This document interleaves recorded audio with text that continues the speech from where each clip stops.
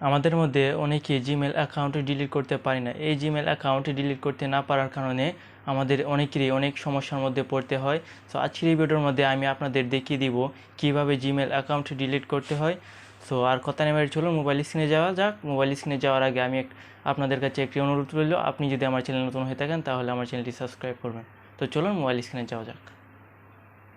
তো চলে আসলাম মোবাইল স্ক্রিনে। জিমেল অ্যাকাউন্ট ডিলিট করার জন্য প্রথমে জিমেল অ্যাপটি ওপেন করুন।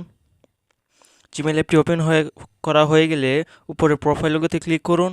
এখান থেকে আপনার যে জিমেল অ্যাকাউন্টটি ডিলিট করবেন সেটি লগ ইন করে নেবেন। তারপর ম্যানেজ ইউর গুগল অ্যাকাউন্ট এটাতে ক্লিক করুন। তারপর এখান থেকে আমরা জিমেল অ্যাকাউন্ট ডিলিট করার জন্য ডাটা অ্যান্ড প্রাইভেসি এটাতে যাব।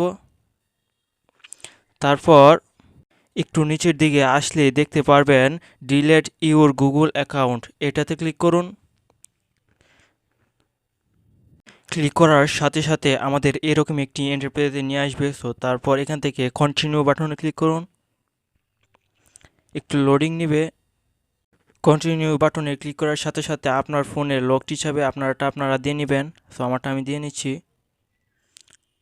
ফোন লক দেওয়া হয়ে গেলে এরকম একটি ইন্টারফেসে নিয়ে আসবে। সো এই জিমেল অ্যাকাউন্ট দিয়ে আমরা কি ওপেন করেছি তা এখানে আমরা দেখতে পারবো। সো জিমেল অ্যাকাউন্ট ডিলিট করার জন্য এই দুইটি বক্সে টিক মার্ক দিয়ে দিবেন। টিক মার্ক দেওয়া হয়ে গেলে ডিলিট অ্যাকাউন্ট এটাতে ক্লিক করুন। তারপর আমাদের জিমেল অ্যাকাউন্টটি ডিলিট করা হয়ে গেছে।